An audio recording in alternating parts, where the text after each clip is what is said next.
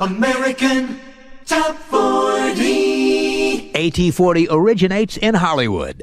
Now we're up to a recent #1 smash, a record that was the first hit for Joan Jett and the Blackhearts. It's a song Joan says she first heard a few years ago. Back in 1976, Joan and her group The Runaways were touring England.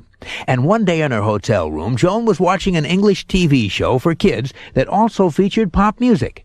That week, a part American, part British group called the Arrows were performing the B-side of their latest British chart single, which had an A-side called My Last Night With You. Now, the B-side of their hit sounded like this. I love rock and roll, so come on, take your time and dance with me. The other side, or the B-side of a hit single on the British charts by a group called the Arrows. A song that Joan Jett fell in love with the minute she heard it. A song she wasn't about to forget. Well, by 1979, Joan's band The Runaways had disbanded. But Joan started a solo career, and she still had that song on her mind.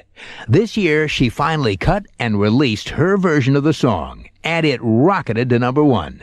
Joan says, quote, "Ever since the day I heard that song, I always knew it could be a hit. I just didn't understand why nobody else could hear it except me." End of quote. Well, a lot of people heard what Joan heard because that song not only hit #1, it stayed at #1 for 7 consecutive weeks. Here it is this week at number 37.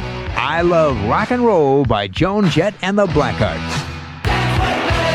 The former #1 song by Joan Jett and the Blackhearts. Now at number 37, that's I Love Rock and Roll. 36 big ones to #1, and we're counting down. Casey's Coast to Coast.